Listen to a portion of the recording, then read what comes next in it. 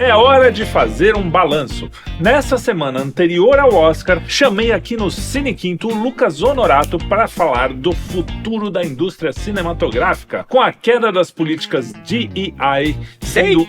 Day? É Day? Tá bom. Não, mas... Com a queda das... Não, você só tá traduzindo? Era uma... você deu? Deu? É não isso. dei.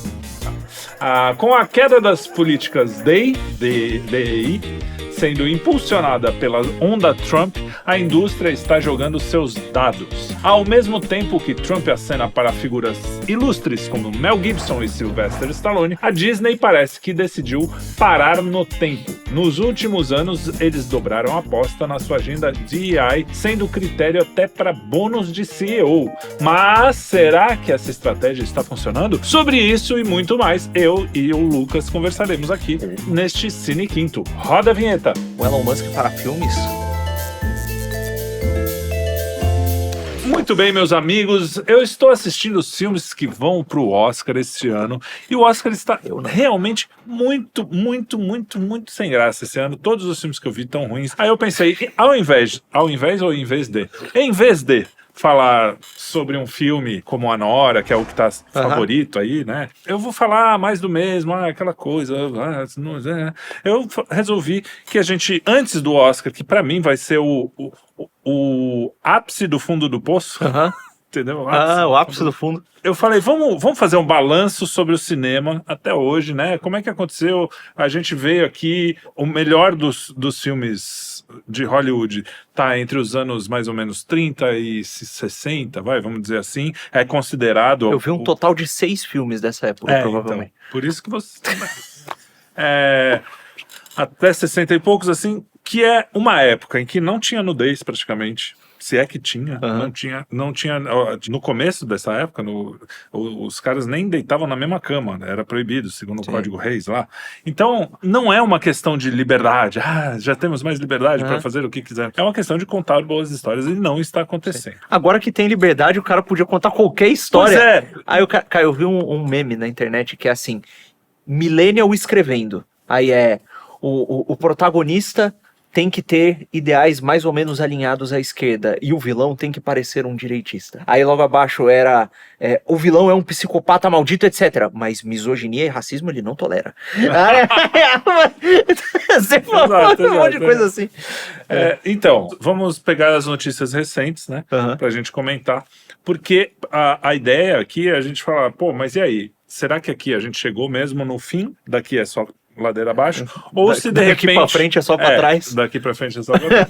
Ou se a gente tem alguma esperança com essa era Trump aí, que a cultura mesmo mude, e realmente, eu acho que o Trump, na verdade, é mais consequência do que causa da mudança da cultura, mas Hollywood tá meio atrasada aí. Será que um tiro de misericórdia pros caras, ou, como eu falei, ele tá fazendo aí, conversando com o Sylvester Stallone, Mel Gibson e tal, que são caras que manjam do negócio. E pode ser, de repente, um renascimento. Começa falando da história da Disney.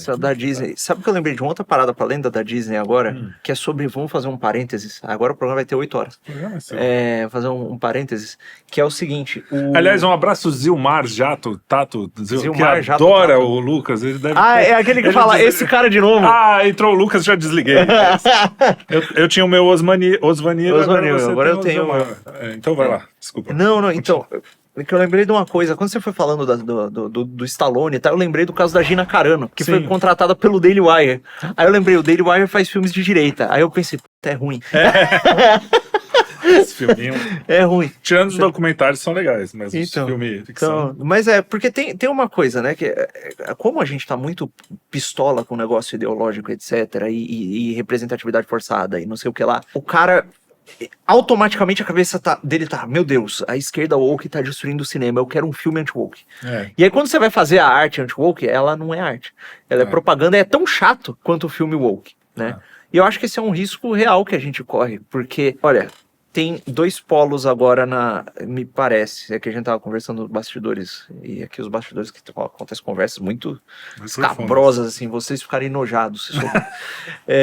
E tem a Hollywood, que é a produção de entretenimento legado, né, e tem o pessoal pessoal da escola nova, que é o pessoal do streaming. Né? E a Disney, eu tenho a impressão de que ela meio que representa... Um pouco dos dois, né? Exato. Ela tem uma história, mais na animação, mas eles têm bastante filme, né? Porque eles compraram, exato. Eles foram comprando com o tempo, especialmente agora a questão dos super-heróis e tal, não sei o quê. Mas eles também estão fortes no streaming agora, né? Sim, eles começaram com o streaming, que as pessoas assinam justamente pra ver as coisas antigas, não as novas, né? O cara quer ver os clássicos, ele assina o streaming da Disney. Então, mas tem esse lance que é... Parece que Hollywood, boa parte dela tá batendo o pezinho, né? Então você vê, por exemplo, os DiCaprios da vida falando, olha, eu não consigo imaginar como vai ser o futuro com o Trump, eu tô preocupado, não sei o que, sinalizando virtude, etc. E a Disney tá não vai, né? Que assumiu o CEO novo lá, o Bob Iger. Que ano passado falou que acabou esse negócio de woke na Disney, a gente vai... acho que até esse mês teve uma declaração dele também falando coisa como... Até estranho as palavras que ele escolhe. Nós temos que agradar um público diverso. Que ele até usa a palavra da moda, do wokeísmo pra dar uma bagunçada, né? Só que, na declaração que eles fizeram pra CVM deles lá, que é o SEC, eles listaram dentro das métricas da empresa, a diversidade como uma habilidade valorizada dentro da empresa, né? Então tem um score de diversidade lá, e eles atrelaram o bônus do CEO à performance de diversidade, equidade e inclusão também. Ou seja, se ele contratar mais ou promover mais pessoas que sejam dentro desse universo de DEI, ele recebe mais dinheiro. Ou seja, estão promovendo mesmo. Não é uma coisa só no papel. Sim. Né? É uma coisa financeira então, e tal. O cara tá dando um prêmio mesmo. Só que daí, ao mesmo tempo, tinha aquele programa deles que era o Imagine Tomorrow, que era focado em contratações de representatividade e tal, não sei o quê. Ele sumiu tanto das declarações quanto o site deles, agora se não me engano, ele direciona para um outro negócio lá, que é a Disney falando que eles querem os melhores talentos. Só que eles botam os melhores talentos para que todos possam trabalhar bem na Disney. A Disney ser um lugar em que todos podem se dar bem. Então tem uma linguagem bonitinha que não é a Disney não é fascista, saca? Não é... Disney não é reacionária, sei lá. Mas eles... Parece que voltaram atrás. Então, parece que volta atrás por um lado, por outro não. Não sei se é uma... nesse caso aí, ó, vamos pensar o que seria o DEI na cabeça de uma pessoa que não sabe o que tem por trás, né? É assim, tem uns caras lá que os negros, ou tem as mulheres, ou os transexuais, ou sei lá o que for, eles estão lá e são marginalizados e tem um monte de gente talentosa nessa área que ninguém olha, né? Sim. Então, e só contratam brancos de não sei o que. Sim. Aí, então, o DEI vai servir para você olhar as pessoas talentosas dessa área e contratar.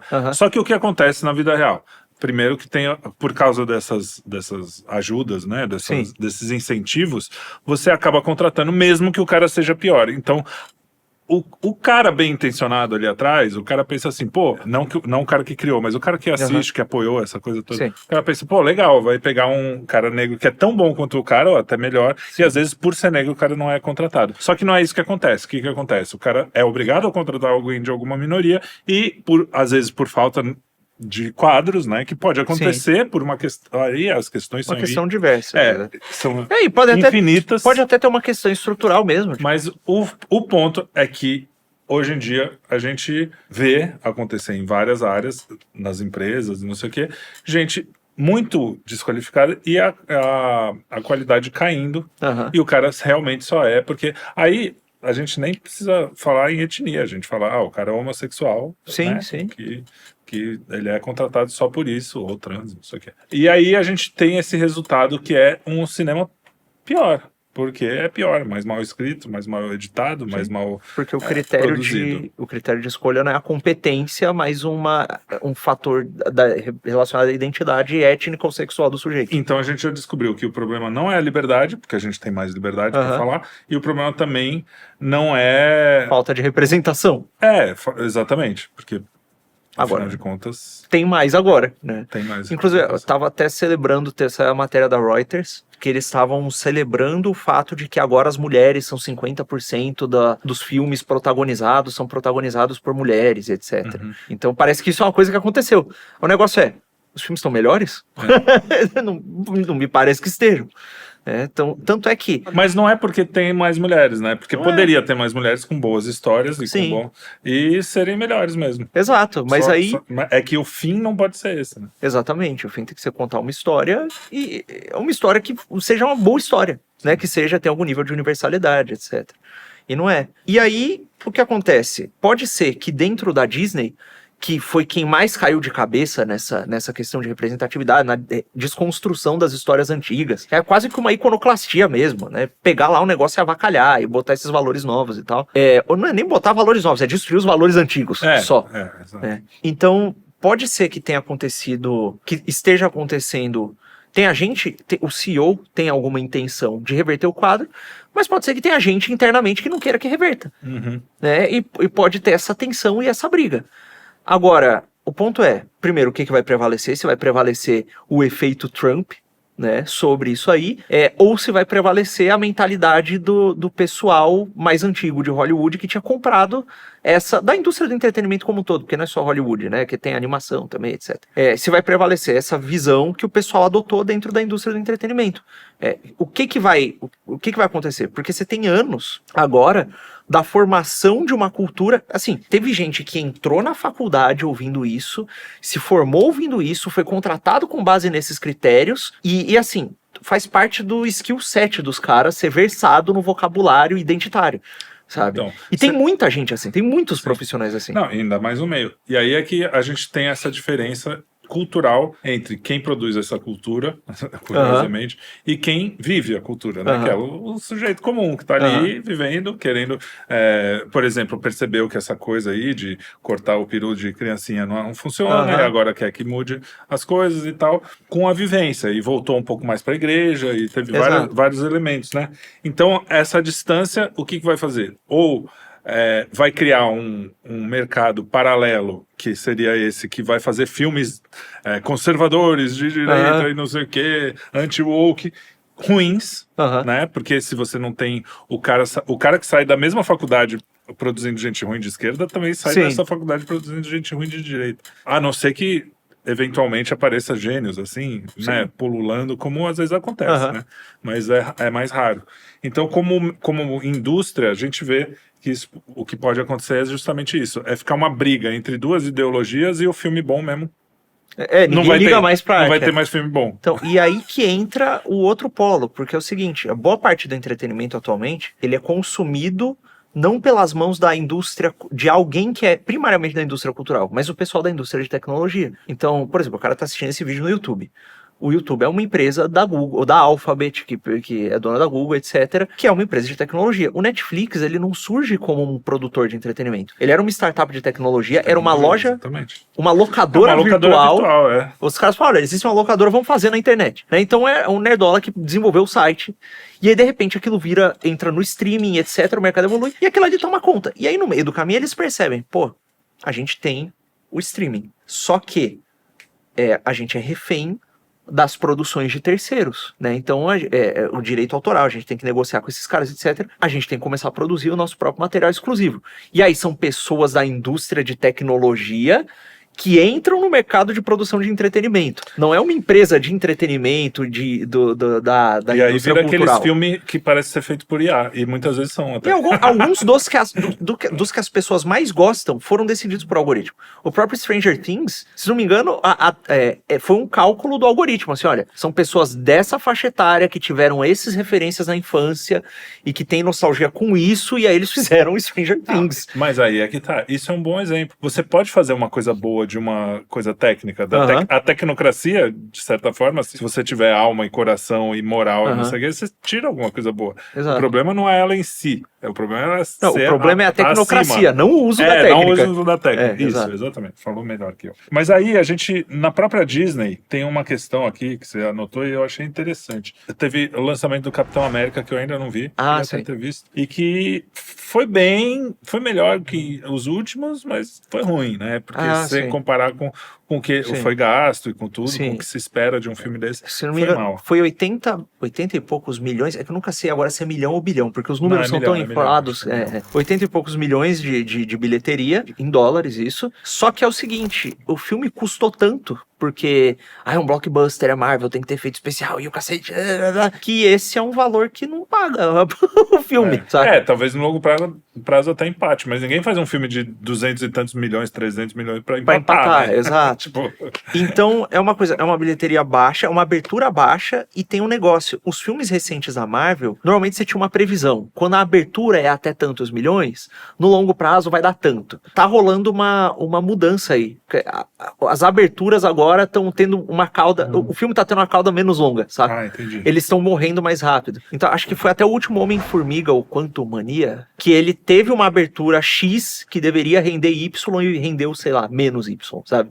Então foi... As pessoas estão perdendo interesse justamente porque a Marvel entrou nessa loucura woke de colocar a representação e etc. acima da história e tá escangalhando o negócio inteiro. Teve as Marvels, teve Aves de Rapina, esse é da DC, mas enfim. Teve vários desses filmes aí que não deram certo, né? E você botou aqui também que o cara do Deadpool, que é a melhor coisa que a Marvel produziu recentemente pelo menos do meu ponto de vista, que no mínimo você dá umas gostosas gargalhadas, não é nada demais assim, mas é entretenimento. E o cara saiu tretado, conta essa história, por que ele tretou com a Disney? Então, não, é que é o seguinte, o filme do Deadpool, a propriedade intelectual é da Disney, né, porque da Marvel e, portanto, da Disney. Só que o filme, e que foi um dos únicos filmes bons que saíram pela Marvel recentemente, foi produzido por um estúdio externo, que é o estúdio do próprio Ryan Reynolds, né, que sim.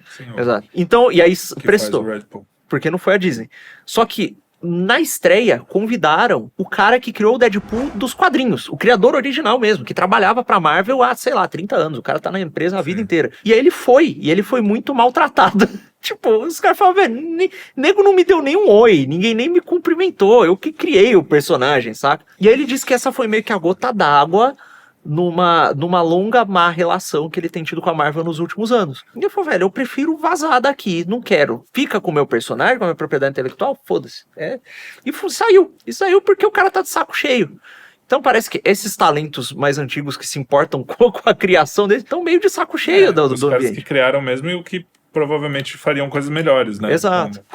Então, e esse é um cara dos quadrinhos, né? E a indústria dos quadrinhos é um outro toca de coelho, que assim... Que se a gente entrar... Que eu não entendo nada de quadrinho também, mas assim, parece que tem um problema mesmo da qualidade das histórias produzidas, que é generalizado. Você vê isso nos games, você vê isso é geral, né? E aí, uma outra coisa que você colocou aqui, que é do USAID... é verdade, tinha esquecido disso. Que descobriram também que ele botava grana nessas produções meio independentes pro-woke da Disney.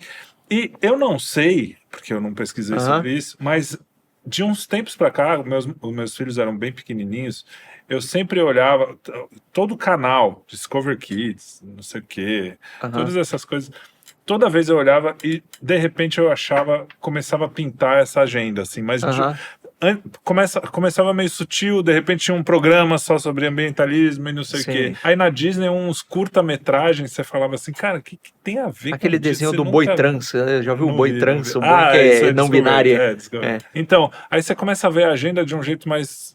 E você fala, pô, não é uma coisa muito orgânica isso aí, né? E não é mesmo, né? Não é, então. Parece que teve uma animação que a Disney fez, que é uma animação meio B, que eu esqueci até o nome. Team Sayari. Team Sayari, um nome, sei lá, indígena. Eu queria até ver depois. Que parece que é uma agenda uma animação pró-ambientalismo, que foi financiada em alguns milhões pela USAID. E tem uma empresa paralela, que é uma empresa cujo nome a Disney já usou em alguns Buena outros... Vista. Então, quando você pôs aqui, eu também vi. Buena Vista, no começo do Pinóquio, não sei o que, tá lá. Buena Vista é o nome de Disney. Então, e parece que essa empresa recebeu alguns milhões de dólares da USAID sem razão clara. Então, pode ser que tenha tido financiamento do governo. Isso começou, se não me engano, assim que entrou a administração Biden, entrou essa grana. É uma coisa desse tipo. Faz sentido. Então pode ser que tenha tido um financiamento, e não seria novidade, porque os Estados Unidos, o governo americano, em especial o complexo industrial militar, às vezes financia mesmo. Na guerra. Exatamente, financia a produção. Ou mesmo quando não financia a produção, tem umas parcerias, tipo, você me deixa usar esse teu helicóptero aí, esse teu tanque, é a coisa que o Mafinha falou em algum episódio do Não Day, que a gente tá falando de guerra psicológica e tal, que ele, o exército deixa os caras usarem equipamento militar pra fazer filmagem, mas tem que ter uma visão positiva das forças armadas do filme, sabe? Então, tem uma coisa desse tipo aí acontecendo também. Não seria surpresa se tivesse financiamento, né? Eu tô dizendo isso pra não dizer que é uma coisa, é a esquerda. Foi por causa do wokeismo. Não é. Isso é comum, só que o wokeismo tomou conta da máquina. Sabe? Exatamente. E aí tem essa tensão, né? A gente sabe que esses financiamentos foram cortados. E aí, tem parte de Hollywood que vai querer resistir, né? Porque eles estão convencidos da ideologia, Sim, saca? E vai ter dentro da Disney gente nessa, que é o que parece que tem, pela declaração que os caras fizeram lá pra SEC. Pode ser que tenha, mas aí o ponto tem um outro lado do mercado que não tá nessa. Porque a gente sabe que o Vale do Silício, muito antes de ser anunciado publicamente no Geoeconomia, a gente já sabia que eles estavam mais ao lado do Trump, a gente viu a mudança de postura do Zuckerberg, as doações da Amazon e do próprio Elon Musk, etc., da Amazon para a campanha do Trump, da Google também para a campanha do Trump. O negócio do Zuckerberg. Exato. Zuckerberg? A gente acabou de falar do Zuckerberg. Não, o outro. O Jeff Bezos, da Amazon. Você Elon falou Musk? Zuckerberg? Falei. Enquanto você estava falando agora? Agora. Atrás? Acabei de falar. Então tá bom. Então o Zuckerberg. O Zuckerberg, Você verdade, o falou, Zuckerberg, realmente. Vai lá. E aí tem uma coisa, né? Recentemente tem essa coisa que a gente falou, que empresas de tecnologia se tornaram empresas de produção de mídia, né? De produção audiovisual, com base no algoritmo, não necessariamente com base numa inspiração do artista que teve uma ideia. E a Amazon, recentemente, que tá alinhada ao Trump agora, comprou um monte de propriedade intelectual, assim, histórica, pela compra da MGM, né? Que a Amazon tem o streaming deles, que é o Amazon Prime. Eles compraram a MGM e agora tá debaixo da asa deles o Rock Balboa, Pantera Cor-de-Rosa, o Robocop e o próprio 007. E o 007 é um ponto-chave, porque estavam com esses papos de, vai ter uma James Bond. James Bond. A James Bond. e não sei o que, o 007 subversivo, ou que não sei o que lá. E aí, anunciaram recentemente que chutaram lá o detentor, o produtor do negócio, e a Amazon tomou conta. E aí não se sabe se vai continuar com essa narrativa desse jeito agora. Com a nova produção não sabe se vai continuar nisso, né? Então, pode ser que tenha agora um novo eixo da produção de conteúdo digital, de produção de conteúdo audiovisual, completamente distante de Hollywood, que isso já estava se formando há um tempo, com a Netflix fazendo produção própria, etc, etc, etc. Só que assim, é uma galera nova. É uma galera nova que produz as coisas de um jeito que é estranho ao método de produção tradicional, né? Não é um artista que teve uma ideia e levou um roteiro, e o roteiro foi comprado, e não sei o quê. Porque é engraçado, eu tenho a sensação que nessa época mesmo que a gente estava falando, não, o complexo industrial militar sempre, ou sei lá, qualquer organização ou movimento mais poderoso sempre influenciou nessas coisas, principalmente quando vira indústria. Quando é uma arte que o cara tá fazendo, sei lá, e às vezes... Mas quando vira indústria não tem jeito. Sim, fudeu. Vai ter pressão de tudo quanto é lado. E a impressão que eu tenho é que antigamente, até um determinado momento, o cara pegava o artista que já estava lá, que era um cara bom, que o cara tinha uma expressão, já tinha feito alguns filmes antes, e de repente ele falou, pô, esse cara aqui tem uma linguagem boa, né? Aí chegava, pô, por que você não fala isso aqui e não sei o que, tem uma grana, o cara pode comprar, vender a consciência ou não, tanto faz, mas o cara tem um talento ali bem forte, e com aquilo ele vai lá. Sim. E agora eu tenho a impressão que os caras constroem o cara lá desde pequeno, provavelmente não vai ser um cara talentoso necessariamente, é um cara que foi a criação, cria dos caras, e vai falar o que ele tem que falar, e aí os algoritmos mostram, é mais para esse lado, é mais para aquele lado, na parte tanto econômica, a galera tá consumindo mais isso, quanto na parte ideológica, a gente quer dar esse recado. Sim. E aí uma coisa acaba se alimentando a outra. O que acontece com isso? Filmes muito piores, né? O resultado é que, mesmo falando, tem que falar bem dos militares, você pega os filmes... que falavam, nossa, Casablanca é uma propaganda. Você vai falar que é um dos melhores filmes da história. E aí você pega hoje, o que é Brokeback Mountain? Brokeback Mountain eu nem assisti o Brokeback Mountain pra falar as Marvels. As Marvels. É o Ghostbusters mulher. Exatamente. Aí você fala, cara, primeiro que já não tem ideia de fazer coisa nova, sempre é reciclagem. E aí a gente entra no nosso clímax deste programa, que eu acho, que é o último trailer da Branca de Neve. Que você fala, cara, não é possível que os caras... Cara de pau, né, velho? Não, é cara de pau e assim, você vê o desespero e ao mesmo tempo... Sei lá, se eu sou o CEO lá, eu falo, cara, é Capitão Nascimento, esquece essa merda. Esquece, ou tipo, só lança beleza, lança aí, essa já perdemos. Já tá pronto, tchau. Lança, foda-se. Pensa em outra coisa legal pra gente fazer, depois a gente faz um relançamento do antigo, falando, nossa, olha só, sei lá, dá um jeito, mas já era. Os caras estão tentando, qual foi a última, cara, que eles fizeram no último trailer que eu achei? Que a Branca de Neve tá todo mundo reclamando, né? Ah, é a Branca de Neve, é a Parda de Neve, não sei o quê. A menina não é bonita, tão bonita quanto ela deveria ser pra ser a mais bonita. Aí tem toda aquela discussão. A Rainha Má é mais bonita que ela, não sei o quê. Aí, de repente, os caras vão lá e falam, não, galera, tá bom, vocês não... E os anões também feios pra caralho, aquela coisa horrorosa. Aí eles falam, pô, o pessoal gosta do desenho antigo, né? Não tá gostando do filme. Ideia. Tive uma ideia. Tive uma ideia. Eles começaram a colocar cenas da animação antiga no meio do trailer. Comparando, olha como a gente fez igualzinho, olha, hein? É a mesma coisa, pessoal. Por favor, assistam. Então, assim, e parece que tem umas outras notícias rodando em paralelo que eles vão continuar apostando em remakes live action dos filmes antigos, das animações antigas. Mesmo com essa... Exato. O que, porra, assim, mesmo que o remake live action não seja ideológico, é uma animação, ele tem um motivo pra ser uma animação. A animação você tem um nível de abstração maior nas coisas. E de simbologia mais... Exato. Pra certas histórias é melhor que seja uma animação. Um conto de fadas em live action deixa de ser um conto de fadas, meu Deus. Que mania esse negócio do realismo, do hiperrealismo, é uma coisa, é um câncer. Que, aliás, foi por isso que eu não falei do Anora, que é um filme meio que, a vida como ela é, não sei o quê. E pelo menos até onde eu vi, eu nem acabei de ver, porque eu falei, não, eu vou pensar em outra coisa pro Cine Quinto, depois eu vejo essa merda. Mas sabe porque se eu quiser vida real, eu vou lá na Augusta e fico olhando a vida real. Eu não quero vida real no cinema. Eu quero, tudo bem, tem que ter uma ligação com a realidade, conversar com a realidade, mas eu quero uma coisa que me eleve, não eleve no sentido de ser, aquele filme cristão, sabe? Vamos falar só de coisas boas. Não, mas que me tire um pouco da realidade e me coloque uma visão da realidade maior, mais ampla do que a própria realidade. Sim, porque se for pra ver a realidade, eu vejo na realidade, caralho. Tanto é que o pessoal fala que até que a expressão simbólica da ficção, ela é mais real do que o realismo. Sim, porque ela pega uma coisa que passaria despercebida e extrapola. Exato. Tem, inclusive, um subgênero de animes chamado Slice of Life, que é um pedacinho da vida, que tecnicamente eram pra ser animes sobre o cotidiano. E eles são muito marcados por essas cenas, essas montagens de tipo, o sujeito vai pra escola, aí o cara tá jogando bola, e não sei o que. Que é esse anime calminho, você relaxa, assiste. E tem uns que tem uns twists muito legais. Tem um chamado Hatarakuma Osama, que é dessa leva de animes mais novos que o pessoal, que já não são tão bons e tal, não sei o quê, mas é assim, é o demônio, ele perdeu uma batalha por uma feiticeira caçadora de demônios, ele foi forçado a se tornar um ser humano em Tóquio dos dias de hoje, e ele precisa trabalhar pra viver, e aí ele vai trabalhar no McDonald's, aí o Satanás trabalhando como funcionário de fast food, e não tem nada de muito extraordinário, só que é engraçado, sabe? É uma coisa assim. Não, mas só esse back... Sim, mas assim, história. A coisa são coisas da vida cotidiana com um twist, saca? Então assim, isso, pô, mesmo sendo coisas da vida cotidiana, cara, se fosse um live action ia estragar completamente o negócio. É verdade. Saca? Então E tem também uma questão, né? Quando você edita a vida cotidiana, já não é realismo, né? Sim. Então assim, mesmo o cara que tem um suposto realismo, ele tá querendo mostrar aquilo. O único problema é que ele tá querendo mostrar. Os caras dormiram. Tá bom esse programa, viu? Tanto o editor. Filma.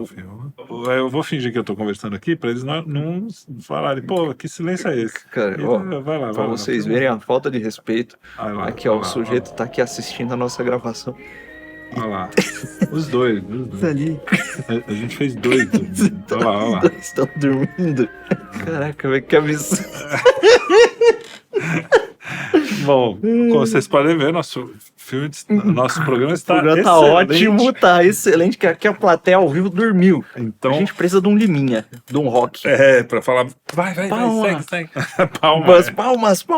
Bom, mas aí, só finalizando a realidade real, né?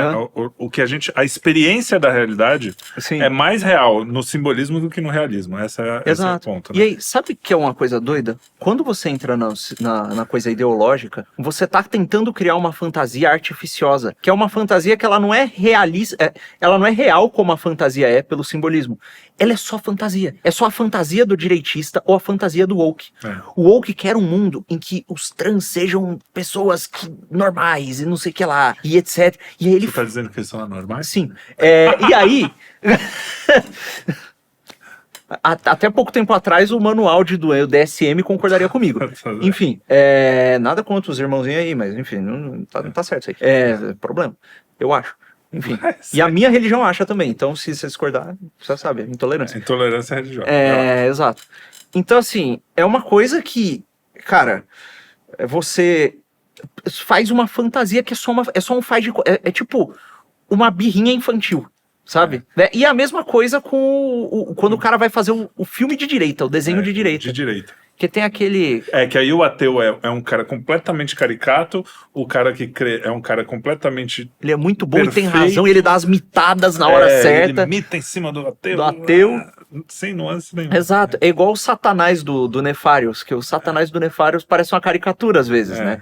Então, enfim... Não é tão inteligente quanto o Satanás. Exato, Então, não, que eu tenho muito contato com ele. Você não sabe.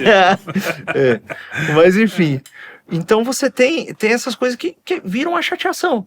E agora, beleza, pode cair no erro de, é o cinema anti-woke que o cara quer ver, então vamos fazer um monte de filme anti-woke pra vender, isso é um saco. E vira uma coisa só econômica, né? Exato. Tipo, vende pra esses aqui, vende pra aqueles ali e segue o jogo. E pode acontecer que, por conta da mecanização da coisa pelo algoritmo, etc., pode ser que esse novo cinema, essa nova guarda do cinema das plataformas de streaming, vire só o que tinha de mais criticado em Hollywood antigamente, que é só pipocão. É filme pra agradar o público, porque o algoritmo percebeu que isso aqui o público quer ver. E aí, pode ser que diminua muito a produção artística de alto orçamento. O problema é que o cinema é muito caro, né? Muito caro, muito caro. Então, ou ele depende de gente muito rica, ou ele depende do Estado. É difícil, né? Você pega um artista, o cara, de repente, pode aparecer alguém, assim, realmente muito talentoso, ele precisa de uma equipe tão grande, de pessoas, de um networking tão grande, de um equipamento tão... Mesmo com essas tecnologias novas, mesmo com inteligência artificial, porque o pessoal acha também que vai chegar lá, e faz o filme assim. Pode até acontecer em 2400, mas não vai ser hoje, nem amanhã. Então, mas aqui... Tem uma coisa aí que é o seguinte... Mas eu tenho esperança. O cinema é caro, mas eu acho que o preço das produções atuais está inflado. Porque tem dinheiro de fundo de investimento, tem não sei o que, tem o artista, que já é o artista consagrado, que o salário dele é retardado, é absurdo. E tem os efeitos especiais exagerados também, que, velho, nem todo filme precisa do Empire State caindo, do Godzilla destruindo. Não é assim. Você pega o Festim Diabólico, que em inglês é The Hope, a corda, né? Que é um take num quarto, numa sala de jantar, com 6 pessoas, não sei quantos. E é isso, a história inteira sem cortes, praticamente. Então, não depende disso tudo mesmo. Exato.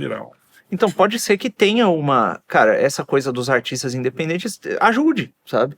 É que nem nos jogos também, que a gente vive falando disso, Mafinha, o pessoal criou uma expectativa em cima de videogame, que os caras querem que o jogo seja hiperrealista e não sei o que, de novo, a mesma bosta dos live action da Disney. E você começa a elevar o nível de realismo visual num ponto... E às vezes até histórico, né? Uma coisa que precisa ser exatamente como aconteceu. Que o negócio fica tão caro, você precisa de uma equipe tão grande, mas tão grande, que tem jogo aí que tá sendo produzido há uma década, com um orçamento que passou 1 bilhão, e não saiu ainda. E assim, velho, não... É insustentável. Né? Não dá pra viver assim. Até porque, cara, é o seguinte, quando você vai produzir um negócio nesse nível, não é só que fica caro e insuportável trabalhar nessa... Tipo, o cara não vai... E por um resultado que, vamos combinar, o cara vai jogar lá 1 ano. Depois, tá bom. Não é pra tanto. E o nível de realismo não mudou tanto significativamente. Tipo, se tem uma história boa, se o loop de gameplay é bom, etc. Assim, o nível de realismo não vai fazer nada. Tanto é que você vê muito filme antigo também, não só jogo, mas filme antigo com efeito especial precário. Que é muito mais legal. Exato. E jogo é a mesma coisa. Jogo 8-bit lá que o cara fica louco. Meu filho mesmo jogava uns jogos e eu falava, o que aconteceu com aquela coisa que a gente falava, nossa, que gráfico, não sei. Você não liga pra isso? Não, pai, isso aqui é legal. Tá bom, né? Porque é legal mesmo. Mas é isso aí. Bom, pra finalizar, vou voltar aqui ao Oscar, né? Que semana que vem estarei aqui. Por quê? Porque o Oscar é muito importante? Não, o Oscar perdeu completamente a importância e é por isso que é importante, porque era uma coisa que juntava as famílias, juntava as pessoas, era só a gente comentava o que ganhou, o que não ganhou. Nunca foi assim, os que ganharam o Oscar, teve muito filme que ganhou o Oscar que é muito pior do que os que perderam pra ele. Recentemente teve cobertura do Oscar em que a coisa tava tão indiferente, mas tão indiferente que nem o apresentador tinha visto os filmes. Exatamente. Não, e teve um que os caras erraram o nome do vencedor. O Oscar tá decadente. Mas assim, esse ano eu acho que é a maior das decadências, porque o filme que é o favorito, que é o Emília Pérez, ele é odiado pela direita, esquerda, centro. Só a academia comprou essa ideia. Só a academia, aqueles carinha do meio Hollywood, compraram porque é lindo falar que o trânsito, que não sei o quê. Então, assim, eu acho que vai ser um ponto de inflexão, ponto de virada, tem um nome melhor. Inflexão. Ponto de inflexão, eu falei isso. Enfim, é isso aí. Vai ser esse ponto aí que vai mudar tudo. Não tem pra onde ir pra baixo. Point of no return, é o ponto de... Não tem como ele ir mais pra baixo, porque se ele escolher um filme que não acontece nada no ano que vem, vai ser igual o que ele tá escolhendo, porque não tem nenhum valor artístico, roteirístico, visual que faça esse filme merecer 13 Oscars. E ao mesmo tempo pode ser assim, que a galera dentro da própria indústria fale, eu acho que a gente foi longe demais, vamos mudar aqui a rota. Então, eu acho que é importante sim, apesar de todo mundo falar, por que vocês estão falando nisso? Ninguém se importa, né? Ninguém se importa, mas é por isso mesmo que é importante. Então, eu acho que vai ser legal, vai ser divertido, porque inclusive tem o Ainda Estou Aqui, concorrendo, provavelmente vão falar coisas políticas, se não falarem também vai ser assunto, porque o fato de não falarem vai ser um assunto. Então vai ser legal, e eu acho que vai ser muito divertido. Espero vocês aqui no Cine Quinto, pós-Oscar, que vai ser o quinto no Oscar, terceira edição já. E muito obrigado, Lucas, pela sua companhia. E depois disso tudo a gente volta a falar de filmes bons de preferência, né? Porque eu falei de muito filme ruim, o pessoal tá reclamando. As pessoas só assistem quando o filme é ruim. É um negócio impressionante. O nego reclama. Mas aí tem view pra caramba. Todo mundo clica no filme ruim e fica aqui brigando nos comentários. Transfóbico, intolerante, ditador. Aliás, reclamaram muito do seu clickbait no último. Que eu falei, o Papa é trans, tem um ponto de interrogação. É um clickbait mesmo. Eu sei que o Papa não era trans. E assim, essas nuances, é trans, é XY, XX e tal. O importante é que eles queriam dar um recadinho ali, tá? Não muda nada o que eu falei do filme inteiro e tal. O recadinho é botar uma coisinha lá da sexualidade no meio do negócio do Papa só pra causar. Se explicar a piada já é ruim, explicar o clickbait acho que é pior. É pior aí, né? Nossa. Isso tá bom. Eu espero vocês no próximo Cine Quinto, espero que vocês tenham gostado e nos vemos semana que vem. Até semana que vem. Eu não vou estar aqui também, provavelmente. Adiós.